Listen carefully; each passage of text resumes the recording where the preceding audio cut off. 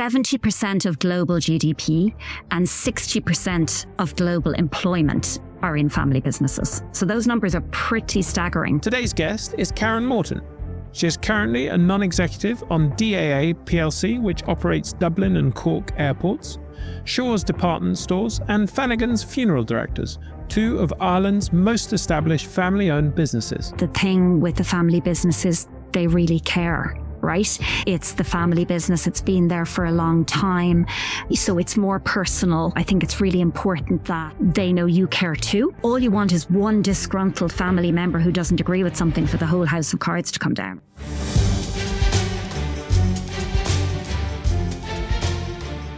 Welcome to Enter the Boardroom, the podcast for boards and board members. I'm your host, Oliver Cummings, CEO of Neural, home to the Enter the Boardroom community, the destination for serving and aspiring board directors. Karen, welcome to Enter the Boardroom. Thank you very much, Ali. Delighted to be here today. Karen, can we start by having a discussion around the sort of family business governance primer? Because two of your current boards, Shaw's department stores, which was founded in 1864, and Fanagans funeral directors, which was founded in 1819, are long-established Irish family businesses. What I'd love you to do is to do what I've asked previous guests like Paul Pester in episode 76 on financial services and Tamara Box in episode 106 on professional services, to imagine you had 5 minutes to prepare a smart board member who has never sat on a family-owned business for an interview at one. What do they need to understand that makes family business board roles genuinely different from other forms of organisation? Sure, Ollie. So I suppose a good place to start is just with a little bit of context setting around, kind of the size of the family business market, if you like. And it might surprise some people to understand that the majority of businesses across the globe are actually family businesses. 70% of global GDP and 60% of global employment are in family businesses. So those numbers are pretty staggering. And it's not just SMEs. So I had a look at, say, the top 1,000 companies in the UK or Ireland. And in both of those markets, 20% of the top 1,000 companies are family businesses. KPMG report was the only data I could get say that 20% of family businesses have a board. So it's actually a hugely untapped market from a board and a governance point of view, but there are a lot of family businesses who do have boards. And I think the first thing I would say to somebody who has never been involved in a board of a family business is, in many cases, outside of regulated industries, obviously, a family business is actually choosing to have a board. Okay, so they're making a conscious decision that they want to bring in some independent external perspective. And so they're really looking at as the board as being something helpful. In many businesses, a board has to be there and there can be, the executive might be reluctant to engage with the board, but, it's a necessary evil, if you like. In the case of family businesses, it's often seen as something really beneficial. And that's a fantastic starting point for a board, a place where they're really going to value that independent perspective. I would say the next thing I would say is really that family businesses can tend to be a little bit lighter on the governance and heavier on kind of strategic direction and commercial performance. Now, obviously, it's a continuum. And when they start with their first board, it might be very light on governance and always looking to kind of improve and professionalize. So, I'm being a little general when I say that, but in my experience, it tends to be a lot heavier on the kind of the commercial discussion and debate and less on kind of the formality around some governance and compliance aspects. In family businesses, I would say personal relationships are really, really important. So, in terms of the onboarding and appointing non-execs, I would say, there's a lot of discussion and debate and dialogue and meeting people to make sure that the fit is right. So the cultural fit is hugely important from what I've seen around family businesses. And those personal relationships are really important and how everybody gets on around the board table. The board, the shareholder interaction and that dynamic, the stakeholder management. It's important on any board, but in particular on the board of a family business. The stakeholder management in terms of the shareholder is of huge significance. So, you may have some family members who are involved in the board, but you might have other shareholders who aren't, and how you engage with them and keep them aligned with the direction of travel of the organization is hugely important. I think the definition of success in a family business can be a little bit different to other types of businesses that may be focused primarily on, return on investment, making a profit, etc. In a family business, yeah, that's important. The shareholder returns are definitely important. Making a profit's important, but there being harmony in the family is really, really important. The reputation of the family is hugely important from what I've seen, and sometimes decisions can be made really to preserve that reputation piece.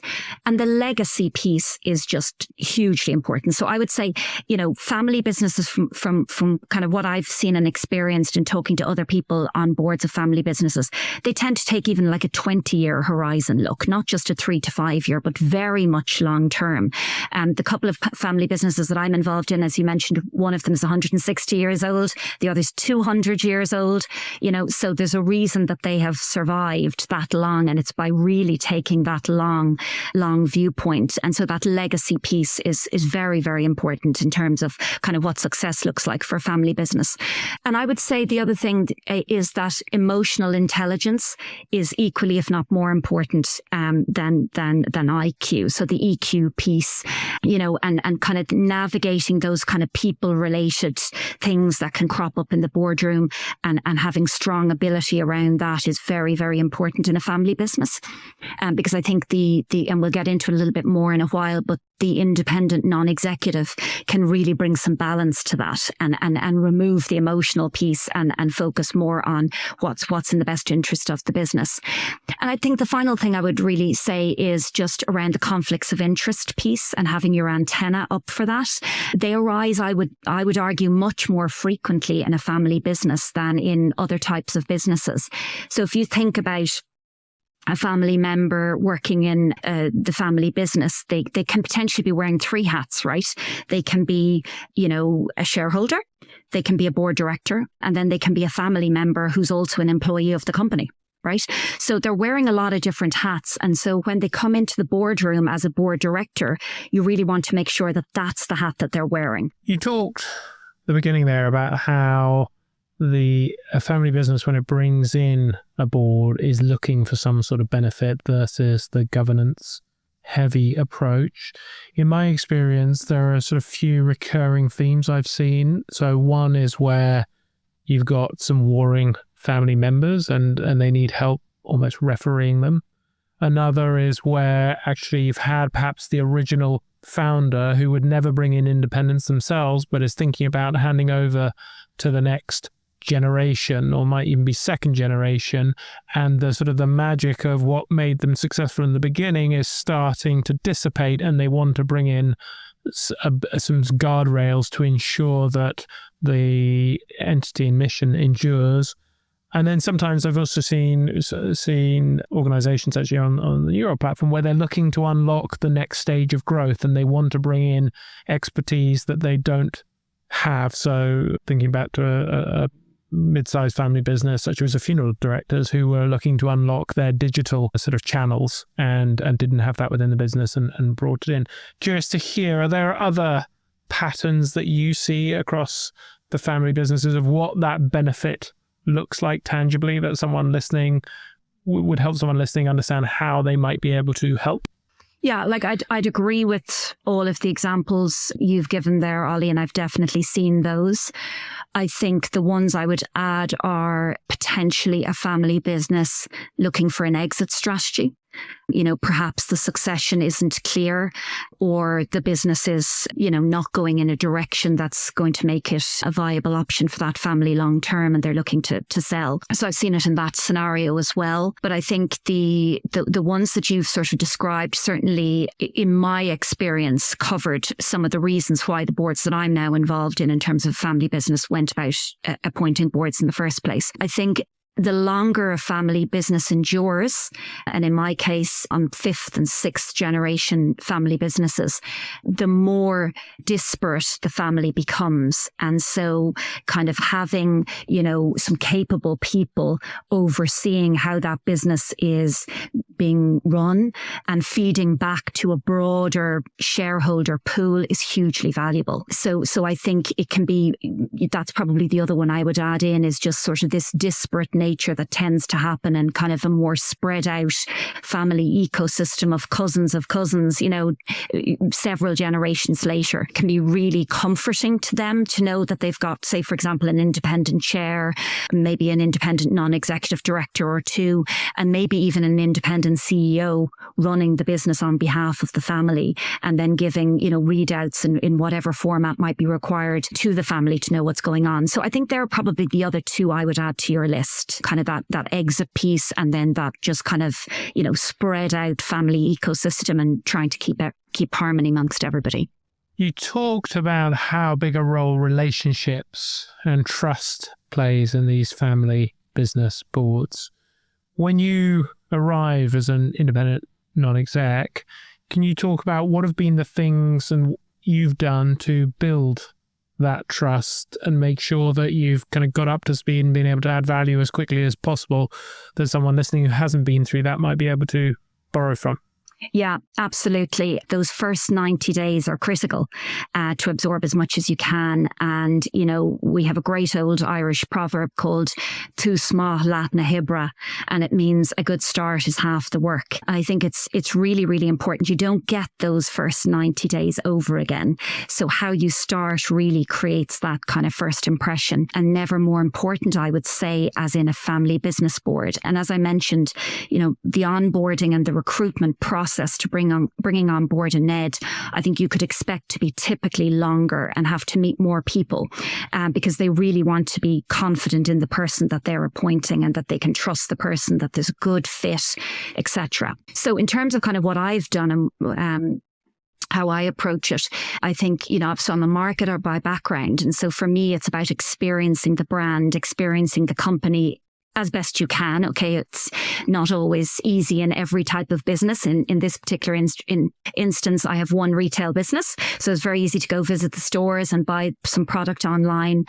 In the other one, which is a funeral business, talking to people who'd used their service and getting that kind of first-hand feedback is really, really important. So, experiencing the brand, getting that first-hand feedback, seeing what people are saying about the brand.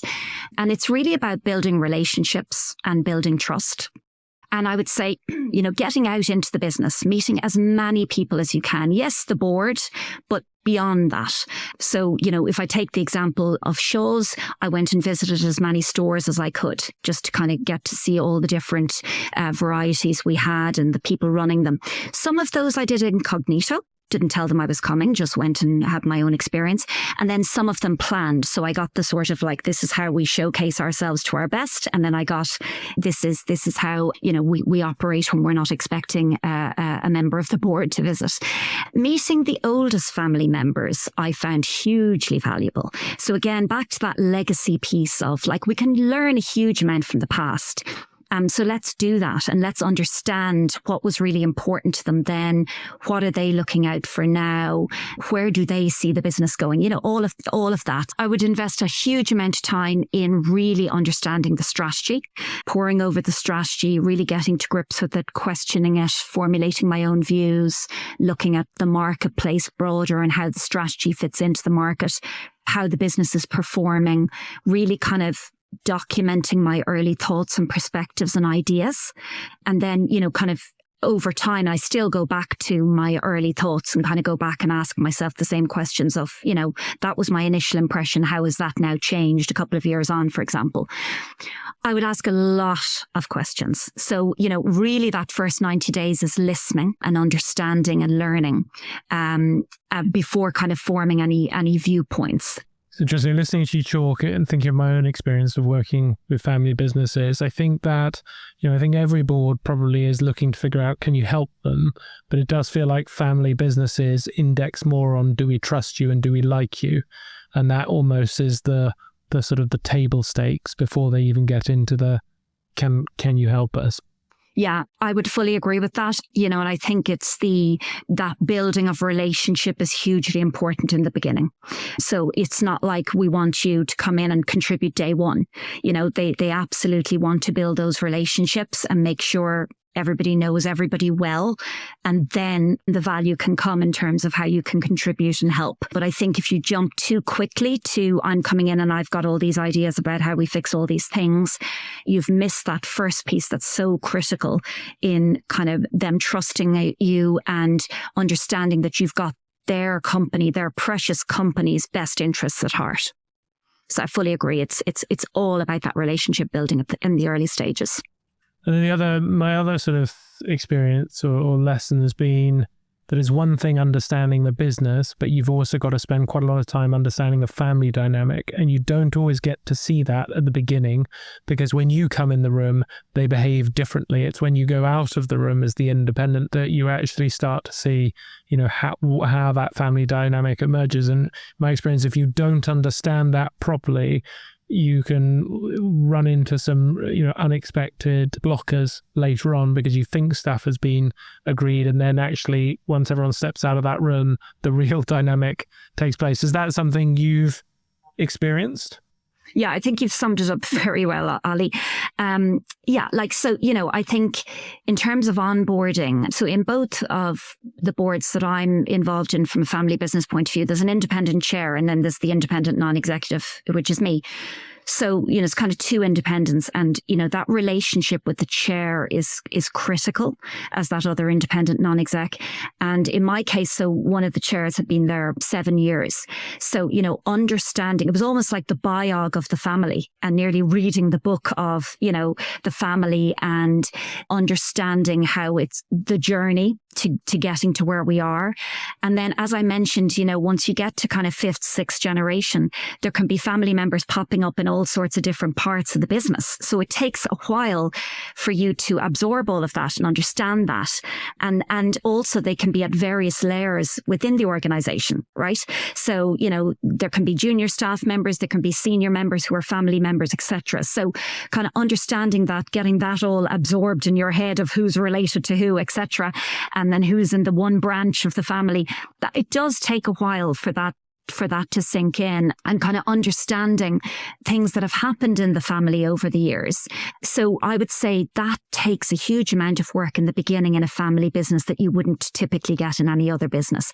But it's so important, because then you have a good sense of that stakeholder engagement piece.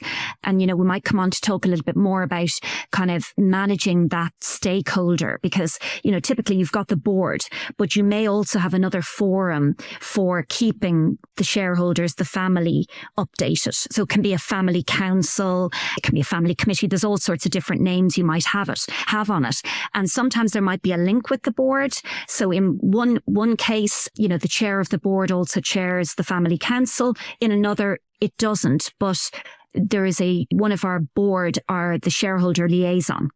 And so they, engage with the family. And so, that's a really, really important forum, because all you want is one disgruntled family member who doesn't agree with something for the whole house of cards to come down, right? So, you do really need to make sure that you, even going into the boardroom and discussions, have a sense of how the family are feeling about this. If it's, let's say it's a big strategic decision that you're making, you want to have a sense of, are the family with you and supportive of this direction of travel, rather than the board making a decision that the family then say, sorry, we're really not happy with this. So understanding that perspective, the viewpoints, how they're likely to react to something, and having those regular touch points, call it whatever you want, can be formal, can be informal, to keep the family updated on strategic direction of travel, business performance. They don't need to be in the weeds, but at a high level, how are we going, is really, really important, because, then you're keeping the trust, they're staying updated, and there's no surprises for anybody.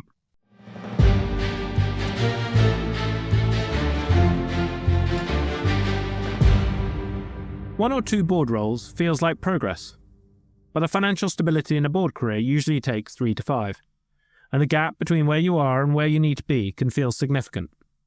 The Enter the Boardroom community helps you close it faster. With a stronger proposition, a wider network, and access to over 2,000 live board opportunities per year. Visit etb.newroll.com to find out more.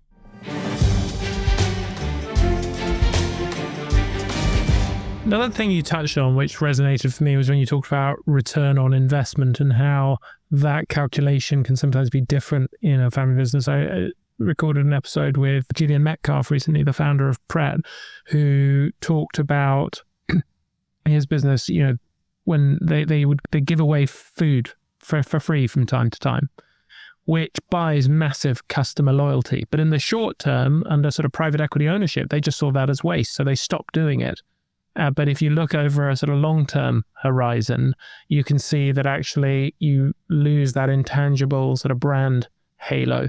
Does that resonate with your own experience? Have you had to sometimes sort of bite your tongue of your sort of natural commercial instinct and realize that actually it's giving way to a sort of family business logic that actually long-term makes more sense? Yeah, I can actually, you're kind of reminding me of a few different things that have happened on the boards I've been involved with. And, I think they anchor around two core pillars. One is people. They are so loyal to their people and their staff, and vice versa. Their people are so loyal to them. And so I see decisions made around looking after their people that may not happen in other, say, private or public organizations.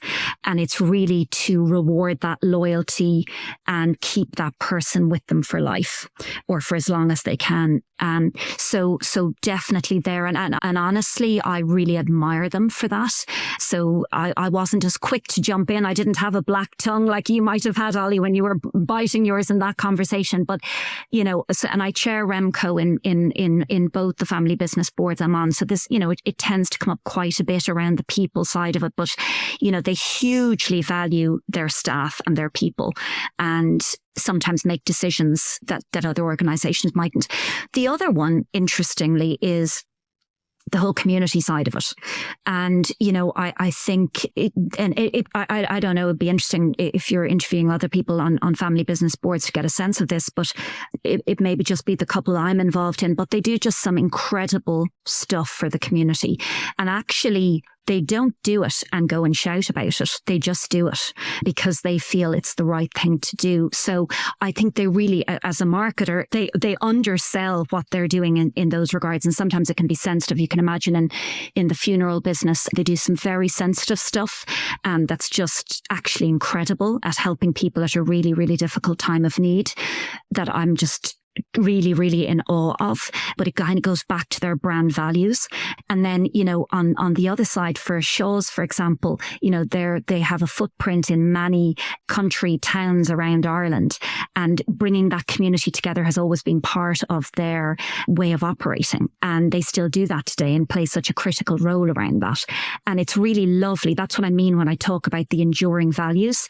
So, and I think, and they might do things there that you might, looking at with a cold commercial eye, you might think, well, why are you doing that? But actually, it really kind of goes back to their values. So they'd be kind of the couple of areas that I see them cropping up again and again. But I think it really does go back to these sort of hugely important family values that they've operated for so long. Do you think as a board member, we should be pushing families to do a better job of marketing those things? Because it resonates totally. I've seen that on a number of occasions where families, businesses do things that, a commercial organization would have up in lights everywhere. And I don't know why it is that I guess generally families like to keep a lower profile. But have you found yourself at times as an independent encouraging them to make more of that? And is that the right thing? Or do you think it's actually just a part of the culture not to do that, and therefore you should let it be as an independent? Yeah. So, for example, in the retail board that I'm involved in, we're opening a new store. So it's the first new store they had done in over 15 years. And so, there's been obviously a lot of growth and expansion over the years. And then when, the financial crash happened, it was sort of batten down the hatches, right? And So last year we opened a new store, and it was, as I said, the first time in a very long time. And there was a huge amount. And so, for me, the go-to-market plan, a huge amount of it was going to be going out there and talking about the fact that we're in existence for 160 years and what a vote of confidence we're opening a new store, and, just shouting from the rooftops about all the great things. And at the same time, driving demand into the new store, right? And helping the commercial side of the business. So, but they were quite reluctant to do that initially, and quite cautious about what could go wrong, and, what the journalists could potentially ask that they wouldn't be comfortable with, when in fact what ended up happening was just a hugely positive experience for the organisation. Great coverage, very positive story, and both the employees, the suppliers, the family, were all very buoyed up with excitement about it. So it ended up being something they were nervous about that turned into something very exciting for them, actually. You talked there earlier about, I suppose, what I would think of as some of the economically rational discussions you might have at the board level. My experience is sometimes you can have rational economic board discussions in a family board table and land on an answer, but it's not the answer where the emotional kind of force of the room is. Is that an experience you've had where you've run into that kind of emotional wall block? And if so, how have you gone about unlocking that? Yeah, so I really think that that's where the independence can really help. So yes, have run into it several times, and the thing with the family business is they really care. Right? It's the family business. It's been there for a long time. So it's more personal. I think it's really important that they know you care too. But I think it can be really where the non-executives really come into their own, because they can kind of surface all of that emotion, all of the viewpoints, and then sort of bring people together around a common objective, a North Star, where we're trying to get to, and really kind of throw it open for solutions, out of the box thinking, and get it all out there. And I think once it's all out there, then it's much easier. It's when you don't know what really is the burning issue that they're not maybe voicing. So I think it's getting all of that out there and taking the emotion and the heat out of the discussion. The non-execs can then rally it back around to facts, and talking about the best interests of the company, back to that fiduciary responsibility, summarising positions and driving consensus, and I think once people have had an opportunity to air their views and have them heard and discuss solutions around them, then it's much easier for the board as a collective group to sort of figure out what is the direction of travel. And I think the non-execs can almost act like a facilitator in that regard, right? Because they don't have that emotional connection that the people working in the business, the shareholder, the family member, etc. has. So I've seen it several times, Ollie. I think it probably comes up a lot more, and the discussions do tend to be quite emotional. But I think once you can kind of bring it back to fact and put some data behind some of it and remove some of that subjectivity, it can really help as well. So one of the, I suppose, hacks I've been using recently, which I've been found very helpful, is getting people to write a paper down from both perspectives, or if there are multiple perspectives, and then put it through Claude in this case, and ask Claude to use a de Bono 6 hats thinking approach to navigate its way through the papers, and then get everyone to look at that. And so it kind of depersonalizes the problem and takes the emotion out of it, and often ends up actually alighting on ideas and approaches that no one had thought of. Really curious to hear is there an example you can share without breaking any confidences of where you've run into this situation and how you've gone about breaking it down? Yeah, and I love that idea you have. I might have to rob it. But we did do something like that in one of the PLC boards I'm involved in. Very difficult strategic decision, and we actually allocated a hat to each board member to just go and kind of summarize their position from that point of view. So I think it can be a really good approach. There's been lots and lots of different ones, and I think that piece that you just talked about then, aside from bringing in the various hats, actually documenting it is a really, really good discipline. So kind of saying to the executive team, can you come back with a one-pager on this? Because sometimes it can just be lots of different things flitting around without any real clarity on what the issue is and what the potential solutions are. And I think once you start to document it, so some of them, for example, one of them that I'm thinking about was, an opportunity for one of the boards I'm involved in to open a new location. And, there's a lot of different viewpoints on it. And it wasn't until we sort of really documented it down onto one page, got some market data, competitors, all of that piece, and wove it into the full picture, that we had we made a fully informed decision, I would say. So sometimes it's just that, you're just looking at it, as you say, maybe with one lens and not looking at all the facts. But I think, kind of giving the challenge of that discipline of documenting it, pros, cons, likely outcomes, likely reactions in the marketplace from customers, from competitors, etc., that you can then actually make a fully informed decision and remove that subjectivity of, I think we should do this, as opposed to, it would make sense for the business to do this for these reasons. And this is what I think we can yield from such a commercial proposition. So yeah, I've seen it lots and lots of times, but I think that's always a really good discipline, is just to kind of get it nailed down and get as many data points around it. And forecasting, they hate me when I say, let's do a forecast of what this might yield for us, what we might return. And, you hear it's very difficult to tell, but all we know is it's going to be wrong, whatever we forecast, but let's make a stab at it. Let's try and make an informed decision to say, if we do this, we expect to get that in return. It's a fairly simple concept, but it can be really difficult sometimes for people to kind of nail their colours to the mast and try and do that. But I think in those big strategic decisions where, you've got trade-offs, right? You've got limited resources. You've got to challenge yourself to figure out what are the best things we should be doing, as opposed to just the things we should be doing. Have you ever had to deliver a board level view that was directly contrary to what the family wanted to hear? Absolutely. And that's why I'm there. Right. I mean, that's why they've hired me. And I often remind them of that's why they're paying me. That's why they've appointed me. And they generally will have a chuckle about that and sort of say, yeah, you're right.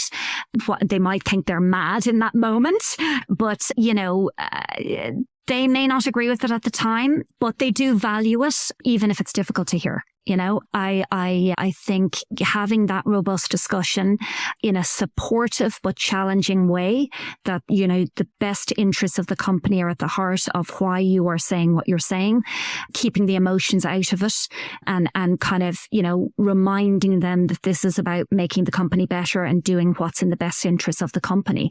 It's a board decision. So, you can surface your view, and in many instances, the view has not been the board decision. And that's fine. I've at least said my piece in terms of what I think should be done. But it's about holding that mirror up, and it's about saying, guys, let's look in the mirror here and see, is this really what we want to do? And just, I know I keep saying it, but it is really important in a family business, is just reminding them of which hat they're wearing when they're making that decision. And once you've done all of that, you've done your best to kind of, contribute towards the best decision in the interests of the company. But it's an ongoing thing, I would imagine, in a family business, and certainly one I'm not shy to bring my views, because that's ultimately why they fired me. So as you look across your experience across different boards, what has been the most challenging board discussion you faced on a family business? I think it's generally comes down to the people. So it's and I say it to people again and again, especially when you see not a lot of the HR skill set sitting around boards. I mean, when we spend so much time in boards dealing with people related issues. So, I think it's generally kind of, and I think that the most challenging one can be on a family business board is a problem with a family staff member, right? I mean, that's probably the place that you don't want to be, but if you're there, you have to deal with it, because it becomes very personal. And, it can be about sharing uncomfortable truths. Generally there's a reason, and, humans are humans and we behave in different ways. Listen, the issues, the challenges, they're the same in any business, but I think they can be heightened in a family business because of the emotional connection, because they care so much. It's much more personal. I was talking earlier about the positive side of that, which is, they're so loyal to their people and all of that. But then if something goes wrong, that is very challenging for the business on the people side of things. But I do think the non-execs are just that less emotionally involved, that they can really stand up and help and be supportive at a time when you're dealing with, say, a people issue in a family business, and really kind of provide that sort of guiding path and support and encouragement for, let's say it's the CEO or whoever is having to deal with it ultimately. But I do think the people ones are the most difficult. So if we have a board member listening who says to you, Karen, look, I've got a situation right now where one of the family members, who's a senior part of the executive team, who drives vision, passion, does lots of really good stuff, but they leave a trail of destruction in their wake. What's your advice to that person if their feeling is ultimately what would be best for the business is that person goes and the family are not willing to contemplate that? Yeah, that's not a 1 or 2 minute answer, Ollie, but I think, so when you say the family aren't willing to contemplate that, I think it's raising awareness of the challenge it presents to the business is really, really important. If the family are armed with all the facts and still decide, no, that's fine, we're happy for that to carry on, that's a possible outcome, but the family may not be aware of the facts. And so I think it's about that, surfacing it, being clear about it, what are the problems it creates. I think on a human level, as you would in any business, it's also about the person understanding the challenge, right? And having the opportunity to correct that in the same ways you would manage anybody in any organization. So I think it's ensuring you've had the opportunity to do that for them to, improve the trails of destruction as you described it, to continue doing the great stuff, but to improve on the things that aren't going so well. And if that's not possible, then, a discussion needs to be had around, how we improve this situation. And that may ultimately mean the person leaving the role. So I think it's kind of dealing with the individual as you would any other individual, even if they're a family member. And that's easier said than done. In the couple of family business boards I'm involved in, we actually have the first time non-family member CEO. So now they were both appointed before I joined the boards, but it is the first time they've ever had a non-family member as CEO. And I think it's kind of reflective of, where family businesses are going in terms of that professionalism, right? And wanting an existing CEO wanting to step aside and bring somebody in either who had, other industry experience or who could bring the business to the next stage in terms of professionalism, size, scale, etc. So, I think if it's an independent CEO, that's an easier thing to deal with. But let's say the CEO is also a family member. It's very, very difficult. And that's where I think the chair and the non-exec director can really support that CEO and role playing it beforehand. How do I deal with it? Support, encouragement, coaching, whatever it might be. But I think then the other side of it is the family, the shareholders' viewpoint on that, right? And, I think if they have the awareness and understand the problems it's creating and they make whatever decision they make, then you have to kind of give it your best shot. But that's, they're the scenarios that you have to deal with. So I know, sorry, quite a long answer, but not an easy one to deal with. One last question for you on the family business side, which is if there's a family business owner listening to this, what's the one piece of advice you'd give them on how to get the most value from their board and their independent non-executives? So the one thing I would say to them is share your worries. Share your worries. That's why you hire non-execs on your board. We're here to help. And so if you don't share them and we have to go and try and figure out what the problems are, that's not going to help you. So I would say just be open with the board. That's why we're here to help. We're not judging. We're supportive, helping to solve problems and all achieve the same ultimate objectives. And I would say bring as many staff as you can into the boardroom and bring the board to the shop floor. So, don't leave the board sitting in the ivory tower with just this very limited group of people that sees it. You'll get more value by the board understanding what's going on in the business, meeting as many people, learning, etc. So they're the couple of things I would say. Karen, time has flown, which means it's time for the lightning round, where I'm going to ask you a quick question and ask you for a short response if you're ready. Yes, absolutely. Best book every board member should read and why? There's tons of them, but the latest one I read was The Curious Case of Mike Lynch. He's the tech billionaire who founded Autonomy, sold it to HP, a huge court case around that, died when his yacht sank in Sicily in 2024. Why am I recommending that book? Was fascinating read, but governance continues to evolve. Codes change and improve, and things never stay static. Boardroom behaviour that irritates you most? Poor time management and not spending time on the right things. A question every board should ask at least once a year. Have we tested our business continuity plan? What's a boardroom myth you think needs busting? Boards are full of retired executives. More and more, I'm seeing a younger profile. I'm seeing execs combining their role with a non-exec role. I'm seeing young people embarking on portfolio careers. It's not just for retired people. Favourite quote? Deciding what not to do is as important as deciding what to do. And that's a Steve Jobs quote that I love because it's about the critical few and not doing everything. A piece of board advice that sounds right but is wrong.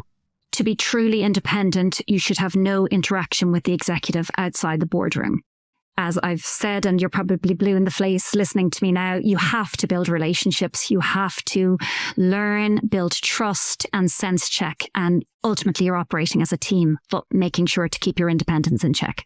What have you changed your mind on about boards over time, and how has that changed how you behave? Don't form an opinion too early. Keep checking in on your previous viewpoint and be open to change. So it's about a growth mindset and not a fixed mindset. When was the last time you got a significant judgment call wrong in the boardroom, and what did you learn?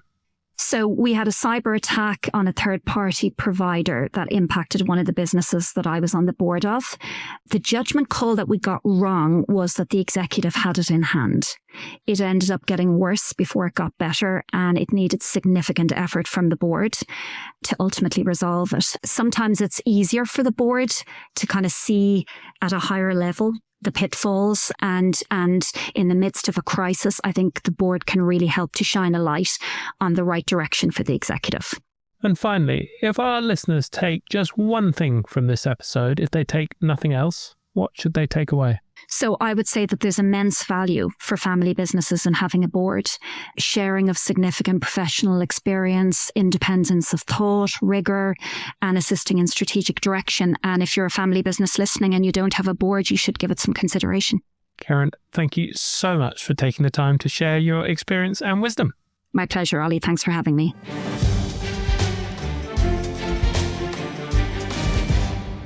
If you want to build a genuinely sustainable board portfolio, the Enter the Boardroom community gives you the access, peer insight, and tools to make it happen. Listeners get 10% off. Visit etb.neural.com and use the code ENTER at checkout.